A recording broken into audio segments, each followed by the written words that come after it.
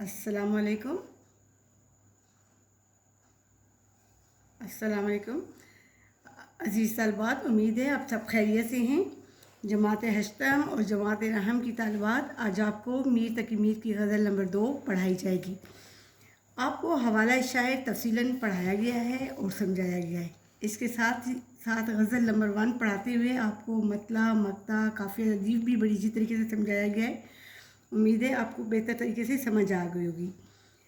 आज हम गज़ल नंबर 2 पढ़कर इसके अशार के मानी मफ़हूम समझाएंगे। ठीक है, तो हम शुरू करते हैं गज़ल नंबर 2 का शेर नंबर 1। पहला शेर है, फ़कीराना आए थे सदा कर चले, मियाँ खुश रहो हम दुआ कर चले। फ़कीराना, फ़कीर किसे कहते हैं? फ़कीरों की तरह, यानी भीख मांगने वाला।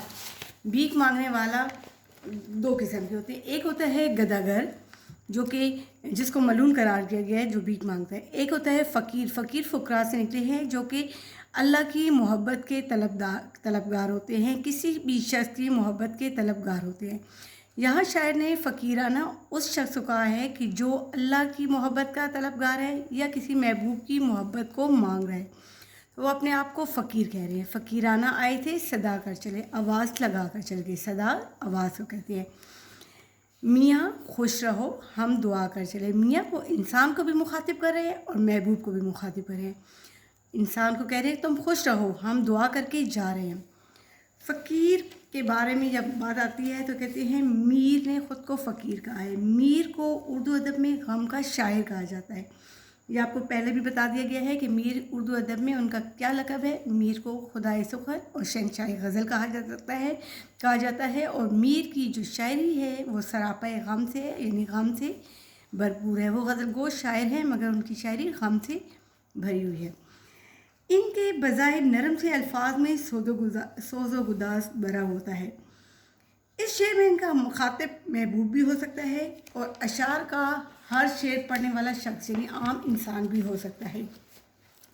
शायर कहते हैं कि जिस तरह एक फ़कीर गली गली कूचे कूचे फिर कर सदाएँ लगा कर खैरात तलब करता है, और अगर उसको कोई खैरात देता है तो वो खुश हो जाता है और उसे दुआएं देता है, और अगर कोई शख्स उसकी सदाओं को फरामोश कर देता है तो फ़कीर उसे भी दुआएं देता है।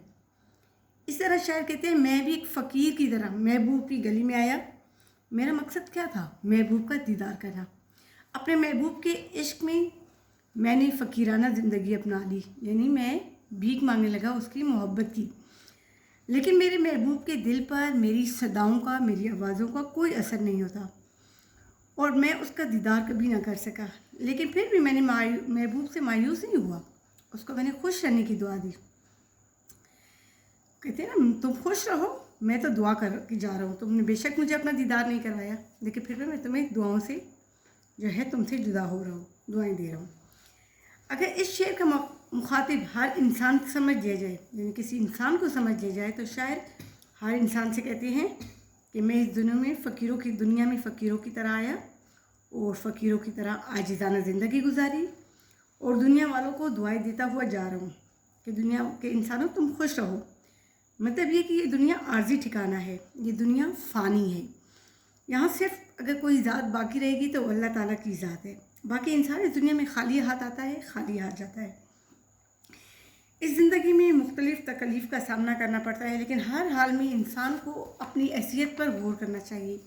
इंसान खुशहाल भी होता है, गमज़दा भी होता है, लेकिन कहते हैं फिर भी इंसान को ये नहीं भूलना चाहिए कि उसे एक न एक दिन इस दुनिया से जाना है।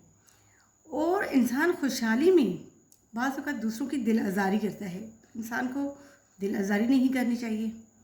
शायर कहते हैं मैं एक आजिज़ इंसान हूँ, अब इस दुनिया से रुखसत होने का वक्त है, लेकिन मैं रुखसत होने से पहले लोगों को खुश रहने की दुआ दे रहा हूँ और साथ ही साथ नसीहत भी कर रहा हूँ कि वो कभी किसी का दिल ना दुखाएं। और मेरे पास वो सिवाय दुआ देने की और कुछ है भी नहीं। मेरे इख्तियार में सिर्फ दुआ देना है, इसलिए मैं सिर्फ दुआ देकर जा रहा हूँ। इसी शेर के हवाले से मिर्ज़ा गालिब कहते हैं करबला तो तेरा भला होगा और दरवेश की सदा क्या है। दरवेश भी क्या होते हैं? जो एक कोने में बैठ जाते हैं, उनकी क्या आवाज़ है, बस वो अच्छी दुआएं देते रहते हैं। ठीक है, समझ आई? इस तरीके से एक और शायर ने कहा, दोस्तों देखा तमाशा यहाँ का बस, तुम रहो अब हम तो अपने घर चले। यानी हमारा घर क्या है? आखिरत की ज़िंदगी है। तो इस दुनिया में हम वक्ती तौर पर आते हैं, आवाज़ लगाते हैं, सदा लगाते हैं, वक्त गुजारते हैं, लेकिन हमने वापस लौट कर जाना है। और जाने से पहले जो हमसे दूसरे लोग हमसे रह जाते हैं, हमारे लवाकिन या दूसरे इंसान, तो हम उन्हें सिवाय दुआ के और कुछ नहीं दे सकते। नेक्स्ट शेर है, जो तुझ बिन न जीने को कहते थे हम, सो इस अहद को अब वफ़ा कर चले। तुझ बिन न जीने को कहते तेरे बग़ैर, तेरे बग़ैर हमने कभी नहीं जीना। अब ये किसको कह रहे हैं? वो कहते हैं जो तुझ बिन न जीने को कहते थे हम कहते थे, महबूब के से मुखातिब होकर कह रहे हैं कि हमने ये अहद किया था कि हम तेरे बग़ैर कभी नहीं जिएंगे, तुमसे ये वादा किया था, सो उस अहद को अब वफ़ा कर चले। अहद, वादा। सो जो हमने तुमसे तुम्हारे बग़ैर ना जीने का वादा किया था, अब हम उस वादे को पूरा करके जा रहे हैं, वफ़ा करें, निभा रहे हैं, पूरा कर रहे हैं। तो क्या कहते हैं, मीर ने जज्बात मोहब्बत को इस शेर में इस तरह बयान किया है कि इसका हर शेर हर दिल की धड़कन बन गया। इश्क के मैदान में कदम रखने वाले आशिक का अपने महबूब की मोहब्बत के बग़ैर जीना मुश्किल हो जाता है। उसकी जुदाई बर्दाश्त करना, उसके लिए महबूब की जुदाई बर्दाश्त करना नामुमकिन हो जाता है। इसलिए मीर भी अपने महबूब से कहते हैं कि मैंने जब तुमसे ये कहा करता था कि तुम्हारे बग़ैर मैं ज़िंदा नहीं रह पाऊँगा, क्योंकि तुम मेरी ज़िंदगी हो, तुम्हें हासिल करना मेरी ज़िंदगी की सबसे बड़ी तमन्ना है। ये बात मैं सिर्फ ज़ुबानी जमा खर्च तक महदूद न थी, सिर्फ ऐसे ही वक्त गुजारी के लिए नहीं कहता था, बल्कि ये बात मेरी बिल्कुल सच थी और ये मेरी वफ़ादारी की इंतहा थी। और चूँकि अब मुझे तुम्हारा विसाल नसीब नहीं हो रहा, इसलिए मैं तेरी मोहब्बत में अपनी जान का नजराना पेश करता हूँ, ताकि मेरी वफ़ादारी का यकीन आ जाए तुम्हें, क्योंकि मेरी ज़िंदगी तो तुम्हारे विसाल से जुड़ी है। जब तुम्हारा विसाल ही नहीं है तो मेरी ज़िंदगी किस काम की। शायर अपने महबूब को दुनिया छोड़कर अपनी वफ़ा का सबूत देना चाहते हैं। उनके मुताबिक सच्ची मोहब्बत और इश्क करने वाले लोगों के लिए दुनिया की कोई चीज़ भी महबूब के मद्दे मुकाबिल नहीं आ सकती। यहाँ तक कि जान से अजीज़ तरीन चीज़ को भी महबूब की मोहब्बत के असूल के लिए फ़ना कर देते हैं। शायर कहते हैं, आज मैंने महबूब की मोहब्बत में फ़ना होकर ये साबित कर दिया है कि मेरी मोहब्बत और मेरे वादे झूठे नहीं हैं। बकौल बहादुर शाह ज़फ़र, मुझे दफन करना जिस घड़ी, उससे कहना ए परी, वो जो तेरा आशिक ज़ार था, तहे खाक उसको दबा दिया। यानी जो तुमसे मोहब्बत करता था वो तो अब ज़मीन के अंदर चला गया है। क्यों गया है? इसलिए कि उससे तुझसे वादा किया था। वही मीर की बात की, मैंने तुमसे वादा किया था कि मैं तुम्हारे बग़ैर नहीं रहूँगा, तो सो मैं आज अपने वादे को पूरा करके जा रहा हूँ। ठीक है। तीसरा शेर है, न देखा गमे दोस्तां शुक्र है, न देखा गमे दोस्तां शुक्र है। गमे दोस्तां, दोस्तों का गम, हमें दाग अपना दिखाकर चली। दाग जुदाई का यानी गम, दाग कहते हैं ना चोट को, तो वो कहते हैं यहाँ पे अपना, आप कहते हैं कि मीर क्या कहते हैं यहाँ पे अपना लफ्ज़ी मतलब मैं बताती हूँ कि वो कहते हैं, अच्छा है कि मैंने दोस्तों का गम नहीं देखा, मैं दोस्तों की जुदाई का गम देखता। दोस्त मुझसे पहले मर जाते तो मुझे ज़्यादा दुख होता। अच्छा है कि मैं उनको अपनी जुदाई का गम देकर जा रहा हूँ, क्योंकि मैं तो गम बर्दाश्त कर कर के जो है मैंने पूरी ज़िंदगी गुजार ली। आपने पढ़ा था कि मीर की ज़िंदगी गमों से भरी हुई थी। पहले उनके रोज़गार के गम थे, फिर जो है अजीज़ व अकारब के गम, वालिदैन के गम, दिल्ली शहर की तबाही और बर्बादी के साथ, ये सारी चीज़ें उनकी जो है शायरी में नज़र आती हैं। तो वो कहते हैं ये इन सारी चीज़ों से तो मैं यानी रफ्ता जो है मैं गम बर्दाश्त कर कर के आदी हो गया हूँ। एक के बाद एक गम आता है, एक के बाद दिखे मुझे गम मिलते हैं तो मैं बर्दाश्त करता हूँ, लेकिन जो दोस्तों का जो गम है ये सबसे बड़ा गम है। तो अच्छा है कि मुझे दोस्तों का गम देखना नसीब ना हुआ। यानी मैंने मेरी ज़िंदगी में दुखों से जो भरी हुई थी और मैंने इन दुखों का मर्दाना वार मुकाबला किया, मुझे ज़िंदगी भर कोई भी खुशी नसीब नहीं हुई। तो इसी हालत में उन्होंने बंदे खुदा की हैसियत से अल्लाह का शुक्र अदा किया। वो नहायत तशक्कुराना अंदाज में कहते हैं कि खुदा का शुक्र है मुझे दोस्तों की जुदाई का गम नहीं मिला। ज़िंदगी भर मैंने तकलीफ़ का सामना किया, हर मोड़ पर मुश्किलें और तकलीफ़ें मेरी राह में हायल रहीं। मैंने हिम्मत किया, लेकिन एक दोस्त की जुदाई का जो गम था वो बर्दाश्त करना मेरे लिए मुश्किल था। یعنی میں اپنی تقدیر میں لکھی ہوئی ہر مشکل کو برداشت کر سکتا تھا، لیکن کسی عزیز کی جدائی اور موت کا صدمہ برداشت کرنا میرے لیے بہت مشکل تھا۔ آج چونکہ میں دنیا سے جا رہا ہوں، اس لیے میں اپنی اس موت پر خدا کا شکر ادا کرتا ہوں کہ مجھے دوستوں کا غم جو تھا نہ دیکھنا پڑا، بلکہ میں انہیں اپنی جدائی کا غموں کا داغ دے کر اس دنیا سے جا رہا ہوں۔ دوسرے الفاظ میں ہم دیکھیں تو اس شعر کا مطلب یہ بھی ہو سکتا ہے کہ میر کہتے ہیں میں اس بات پر خدا کا شکر ادا کرتا ہوں کہ میں نے اپنے دوستوں کی جدائی کا غم نہیں دیکھا، لیکن محبوب نے مجھے اپنی جدائی کا غم دے کر دیا، یعنی میں اس کی جدائی کا غم لے کر دنیا سے جا رہا ہوں۔ وہ اپنی جدائی کا غم دے کر چلا گیا ہے اور میں اس کی جدائی کا غم برداشت نہیں کر سکتا۔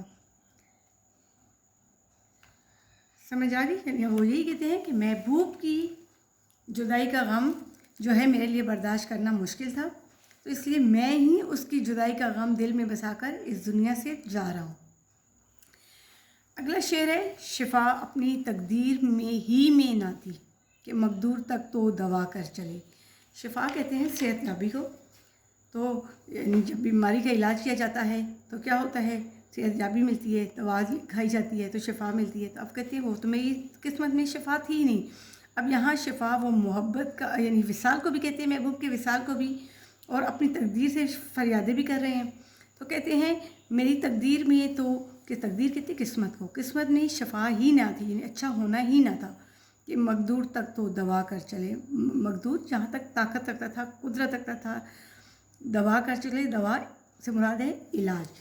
اب یہاں وہ کس درد اور کس دوا کی بات کر رہے ہیں، تو یہاں وہ کہتے ہیں کہ میری زندگی میں عشق اور جو ہے عشق کے دکھوں سے میری زندگی بھری ہوئی تھی، یعنی ہماری قسمت میں تو شروع سے ہی پریشانیوں سے مقابلہ کرنا لکھا تھا، اور عشق کی پریشانیوں کا بیان میر نے اپنی شاعری میں بہت بہترین طریقے سے کیا ہے۔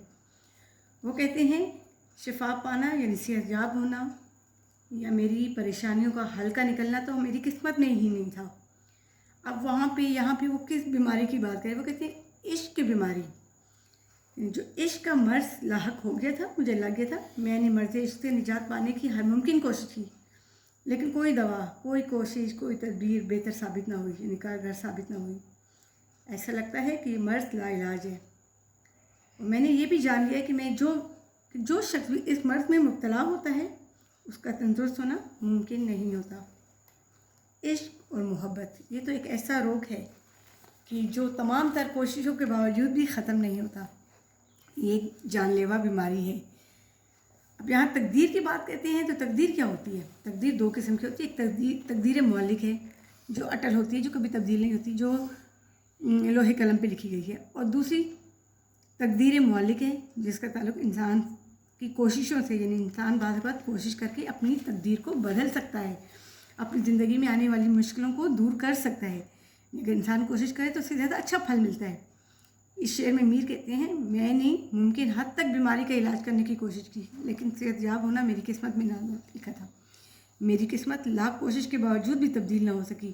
اب وہ کون سی صحت یابی کہتے ہیں؟ وہ کہتے ہیں میں نے محبوب سے ہر ممکن جو ہے ملنے کی کوشش کی، اس کی محبت کو حاصل کرنے کی کوشش کی، لیکن مجھے اس کا وصال نصیب ہی نہیں ہوا۔ میری محبت کا جواب اس نے محبت سے دیا ہی نہیں، تو یعنی میری قسمت میں اس کا وصال ممکن نہیں تھا، اس سے میری قسمت بھی نہ بدلی۔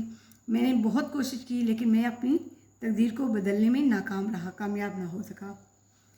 میر ایک اور جگہ کہتے ہیں الٹی ہو گئیں سب تدبیریں، کچھ نہ دوا نے کام کیا، دیکھا اس بیماری دل نے آخر کام تمام کیا۔ جو دل کی جو بیماری مجھے لگی تھی، جو عشق کا جو روگ لگا تھا، اسے کیا ہے میری زندگی ختم ہو گئی۔